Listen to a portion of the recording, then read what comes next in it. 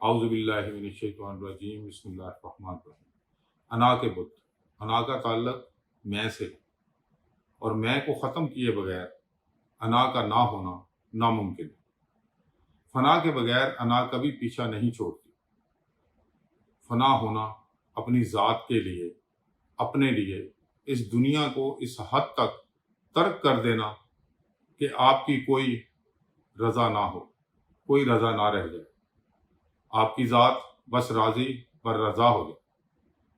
ہماری عقل اس انا کو تقویت دیتی ہے، کہیں ہم پیچھے نہ رہ جائیں، کوئی ہم سے آگے نہ نکل جائے۔ ہم اپنی عقل کو ہی سب کچھ سمجھتے ہیں، جبکہ ہماری عقل اور دانش کا مالک تو اپنی مرضی کے بغیر پتہ تک ہلنے نہیں دیتا۔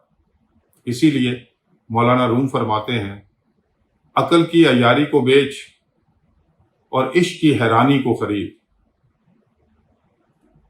انا کے بتوں کو سائیڈ پر رکھے بغیر ہمیں عقل کی محدودیت کا کبھی بھی پتہ نہیں چل سکتا، کبھی اندازہ ہی نہیں ہوتا۔ ہماری عقل تو ہمیں لامحدود بنا دیتی ہے، ہم خود کو ہی سب کچھ کا مالک سمجھ بیٹھتے ہیں۔ دراصل عقل کے پرے ہی تو سب کچھ ہے۔ ہمیں ہمارے انا کے بت اس پار دیکھنے ہی نہیں دیتے۔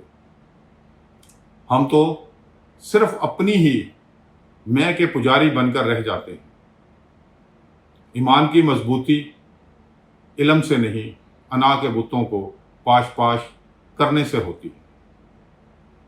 حیرانی کے راستے میں ذات حق اور عرفان شروع ہوتا ہے۔ انا کے بت ہمارے یقین کے راستے کی سب سے بڑی رکاوٹ ہے۔ یہ بت جب کمزور ہونے لگتے ہیں تو ہی ہمارا یقین، ہمارا ایمان مضبوط ہونا شروع ہو جاتا ہے۔ تم خود اپنے راستے میں کوئی نہ کوئی انا کا بت لے کر کھڑے رہتے ہو، جس سے تمہیں دل سے سوچنے کا موقع ہی نہیں ملتا۔ بابا جی اشفاق احمد فرماتے ہیں، انسان اپنے راستے میں کہیں نہ کہیں خود ہی کھڑا ہے۔ عقلی دلیلیں کبھی راستے کو کھلا اور ہموار نہیں چھوڑتی۔ ہمیں انا کے بتوں کو،